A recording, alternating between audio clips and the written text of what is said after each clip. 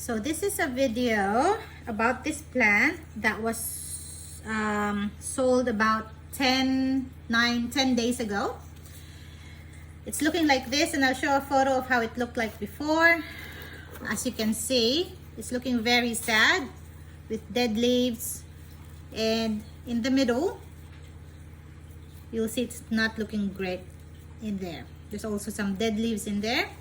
So we'll see what's wrong and what's happened. First of all, this pot doesn't have any drainage holes. So that's the first thing that you need to address in this. If you're going to have plants in a decorative pot, make sure it has drainage holes, or else it's going to rot. So according to the owner, when she got this 10 days ago, she didn't water it. However, the plant itself was in a bathroom on top of a bathtub. So if the bathroom also has a shower in it, the use of steam or hot water will lend the bathroom to be quite humid.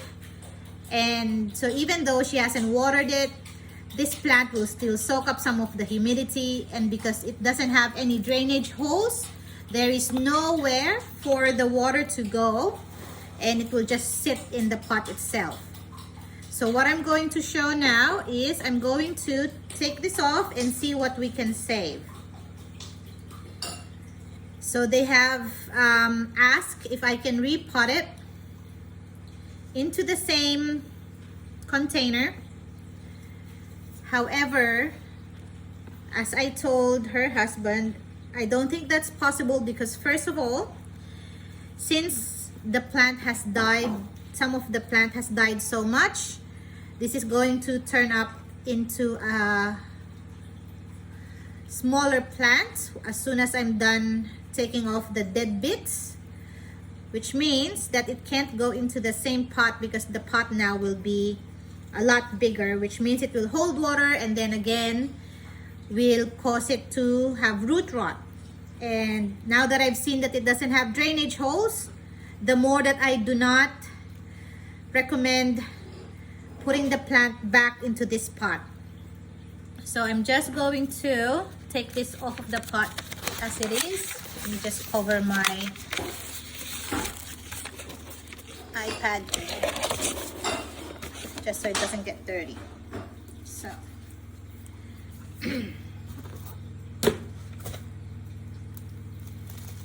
so going into this, it seems like it's quite wet.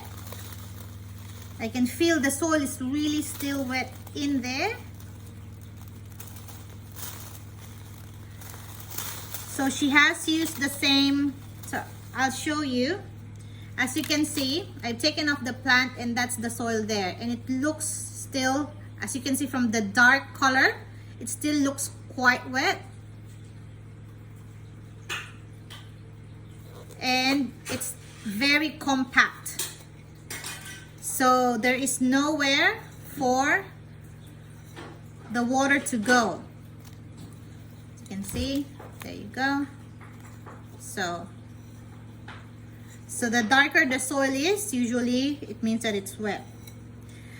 So it's good that she used my because I do my own soil mix. She said she used that, which is a very airy soil. The only problem is I don't think this is my soil mix because I don't see a lot of perlite. So second thing to note is this soil doesn't have a lot of perlite, and when I do my soil mix, I do put a lot of perlite in, at least a third or so, or a fourth. So this has some of the perlite here, which is the original one, but she's put it in a medium where it doesn't have a lot of perlite, which means it doesn't have good drainage. There's no good pockets or for air to go through. So I'll show you what's happened now. So this is her plant now. Still some healthy soil there, but quite wet, quite soggy. So if you have a decorative pot that you'd like to use, for example, for this one, she'd like to use that again, what I would suggest is get a smaller pot that can go inside. For example, let's take this out. So that's a lot of soil right there. So for example, if I repot this here, I can just easily put that in there. As you can see, you'll have the drainage that you need, and you don't have to put any holes in the pot itself. So sometimes, so what I would like to do as well, if you have a container like this and you'd like to put that on top, just to, if this is gonna be up and hanging, and of course it's hard to water it, right? So I would put some pebbles first onto the, I'll put some pebbles on there, and then this pot will be sitting on pebbles. So even though if you've watered and there's a bit left, the water doesn't go stagnant underneath the pot and touching the soil. It goes instead under the pebbles. That is especially helpful with plants that require high humidity, like caletheas. I would put pebbles underneath, and then you can put a little bit of water so that when the water from the pebble on top of the pebbles evaporate, then it creates this humidity around the plant. So the pebbles itself is not touching, the water itself is not touching the bottom of the pot. So it's just sitting like that. So if this is the pebbles like this, and the water just a little bit before it touches the pot itself. And then you just have, and then after you water, after a few hours, you just tip out the extra water. So I think that's basically what happened to this plant. Is, as I've said, it looks like it had too much water. It didn't dry out. I'll show you. As you can see, where's the camera? There. So that just fell out, which is sad because this was a nice looking plant to begin with. So the next thing now is to just choose which ones can still be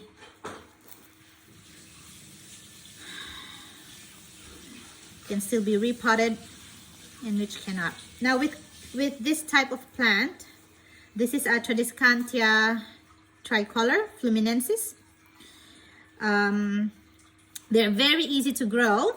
So if I take this, for example, this is a dead plant now. So the roots started from here, and as you can see, it just started to rot up until here.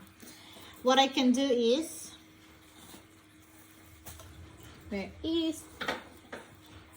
I'll get scissors. I'll cut this off. Yeah. I'll take off the dead leaves, and that can actually go into a pot, a small pot. For example, if I put soil, that can go into a small pot, and that will grow roots.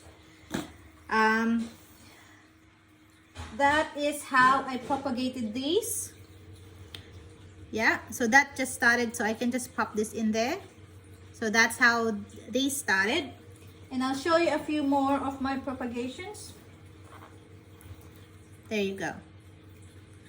So I propagated these from just stems, no roots. And actually, if you can see, these plants were actually propagated the day before this lady got her plant. So this was propagated 10 days before, and look, it's looking quite healthy. It's growing well. Some of it probably already has roots underneath, because Tradescantia tricolor, they're considered like weeds. That's how easy they grow. So for this lady, I would suggest that, because Tradescantia, they don't like being in water. And I do have two more different Tradescantias that I can show you. One of them I've just gotten. This is a Nanook, Tradescantia Nano. And this is a big one. I don't know if I can bring it, but I'll just bring you to plant itself. This is a Tradescantia Quicksilver. Huge plant. So this is my Tradescantia Quicksilver. And look how big and fleshy it is. Yeah. So I let them, the important thing is I let them dry in between waterings. If you have the fluminensis kind, which is this one, especially with the pink leaves, they like sun, but not too much sun, or else they'll get burnt. So if you have pink leaves like these, I'll show you, like that, those are more fragile than the one with the stripe or green leaves. So they are more fragile than the striped or green leaves like this. If you're going to water them, make sure that the pink leaves don't get water on them, or just wipe off the excess, because once it has water on them and the sun hits it and it evaporates, it then becomes brittle. The leaves become brittle, and that's when they also turn brown like this. So that's nowhere, that's not gonna happen. So I'm just cutting off the other leaves.